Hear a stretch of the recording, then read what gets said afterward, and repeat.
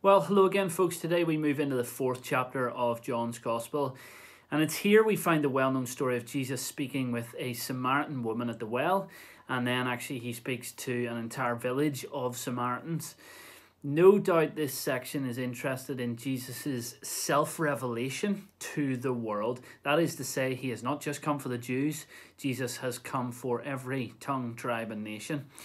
So verses 3 and 4 tell us a bit about the geography. Jesus left Judea after his encounter with the Jewish authorities and he headed back to Galilee. And we're told that he had to go through Samaria. Now, did he have to go because it was on the way? Or did he have to go because he knew he had an appointment at a well in Samaria? Now, that question is not answered in the story, but as we've already seen in the opening few chapters of John, nothing that Jesus does is random. It's all planned, and it's always on his exact timescale. He knew where he needed to be in order to carry out his Father's will. So I think we can assume that this encounter in Samaria was certainly no accident. Now, Jesus and his disciples arrive at this well, and we're told that they're tired from the journey. And we're also told that it's midday. And so what that means is the sun is at its highest and its hottest, no doubt scorching heat in Israel. Now, in verse 8, we learn that the disciples had left to go into town to buy food. Again, one would have to assume that this was at Jesus' command so that he could be left alone for the encounter that was about to take place. So a woman arrives at the well to draw water. Now, to the 21st century ears that we have, we think probably very little of this occasion. Well, what's the big deal? But there are a few things we need to understand about the culture of the day. Sadly, unlike today, women were seen very much as second-class citizens. And so this woman is having to draw water from the well at 12 noon for a particular reason. Because it is the hottest part of the day. So she would not have been entitled to come at a more convenient time because of who she was. Secondly, Jesus is the one who initiates the conversation with this woman. Now, that's very countercultural for two reasons. Firstly, he was a Jew and she was a Samaritan, so they were in theory sworn historical enemies, a rivalry that goes back about a millennia and includes wars and battles over territory and rights. Hence, we're told in verse 9 that she was taken aback by his conversation since Jews did not associate with Samaritans.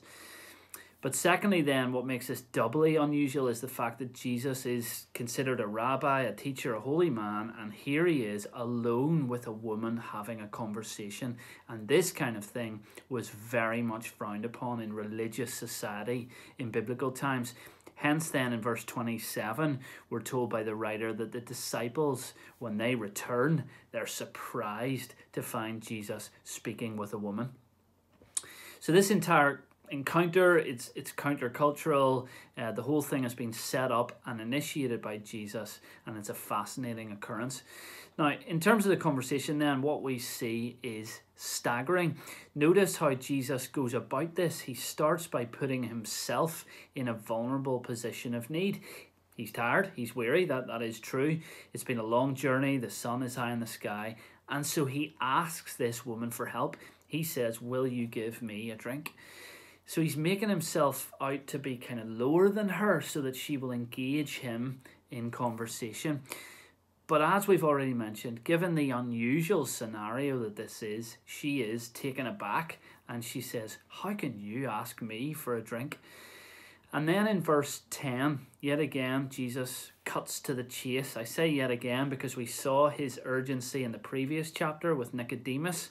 Nicodemus made one statement and Jesus responded immediately by talking about spiritual realities. You must be born again. Well, here the same kind of structure takes place. This woman says one thing and Jesus immediately shifts the focus to spiritual conversation. Jesus is aware his time on earth is limited. His ministry is short. He has a lot to say and do before his hour arrives and he goes to the cross. So there's a real sense of urgency about him throughout this book of John. He doesn't waste any opportunity to reveal something about God to the people he's with. And I wonder, is that a bit of a challenge for us? Do we possess that kind of urgency to bring our conversations towards the Lord? Are we desperate to share with others the truth about Jesus? Or would we rather just simply talk about other things? So Jesus responds then by shifting the focus from earthly water, how can you give me a drink? Or how can you ask me for a drink, sorry. But then he shifts that to heavenly living water. And in doing so, he moves himself from being someone who needs something from her to someone who has something for her. Now, again, just like Nicodemus, the woman is confused and is only considering earthly things.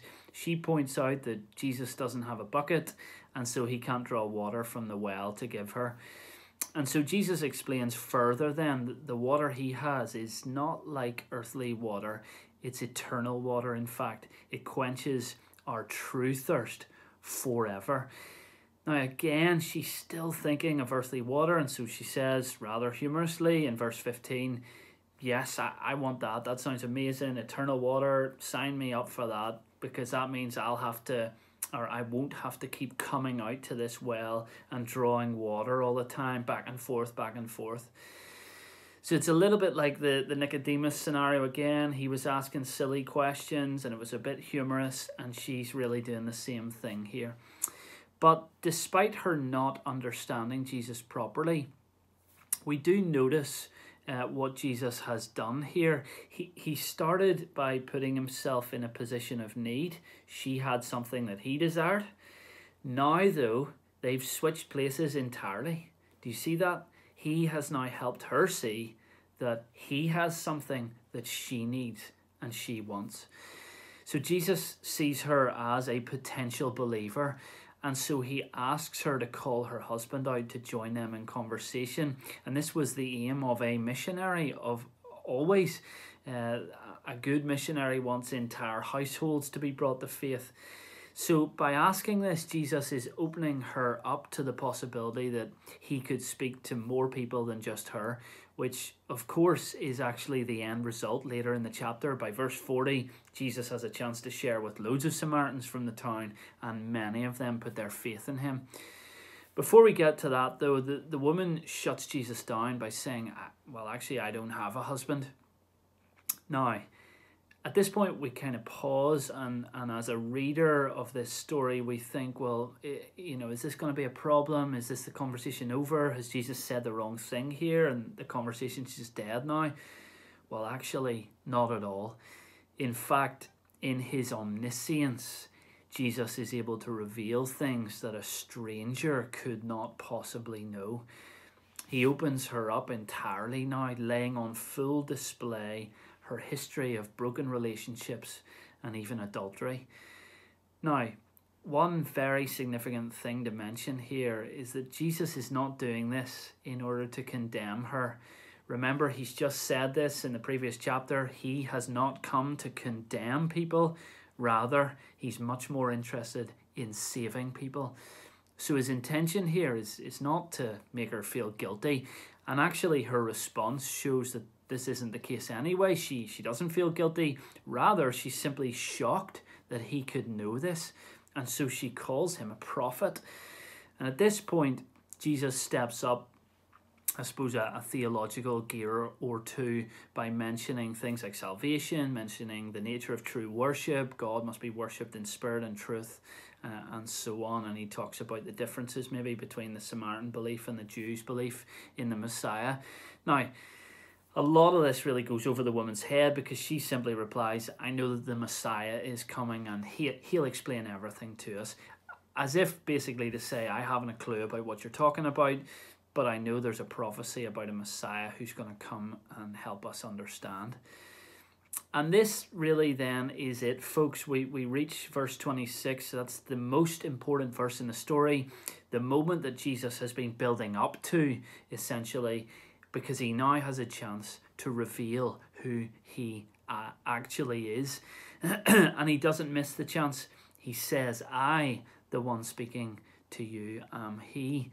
He tells her as clearly as he can, I am the Messiah. I am the one who has come to explain salvation to you. Now with that, there's a break in the story. The disciples return. They're shocked to see Jesus engaging with this woman. And subsequently, she kind of scampers off to speak to the rest of her village.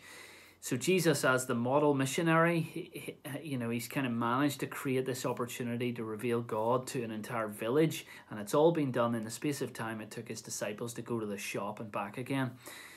So the woman gives testimony to her townsfolk about Jesus, which is something the writer of this gospel is always keen to highlight. People who give testimony about Jesus. That's what the whole gospel is all about. It's about testimony, Jesus giving testimony about God, and other people trying to figure out who Jesus is and give testimony about him. And so what happens next is then many of them come out to Jesus to see if he is the Messiah. And he actually ends up staying among them for a couple of days, and many of these Samaritans become believers. And this is a truly fascinating story, because remember, just 2 chapters earlier, Jesus was what we could say with his own. He had been speaking with the Jewish authorities, the teachers of the law, the ones who were supposed to know all about the Messiah. And yet we're told he did not entrust himself to them because of their unbelief. Here, though, in this story, in enemy territory amongst the Samaritans, who would have known very little about the Messiah, Jesus actually entrusts himself to the people because their faith was genuine. Incredible. So this chapter finishes off with another amazing encounter between Jesus and a royal official whose son was lying ill far away from where they were. And really, just very quickly to mention this, Jesus is able and willing to heal the son with no more than just a few words spoken. And remember that distance between them is immense. And as a result, again, more than just one person believes in Jesus. This man puts his faith in Christ, but his entire family, then we find out, become believers. His household come to faith. So what we see here in these stories thus far in John's Gospel, Jesus is beginning to reveal his power. He's beginning to reveal his credentials as the Messiah, and people are being drawn to faith in him. But we still have these 2 groups. Some recognize him and believe in him. Others do not recognize him for who he is. So on that note, we finish up with chapter 4, but join us then tomorrow afternoon as we look into chapter 5. Until then, as ever, God bless.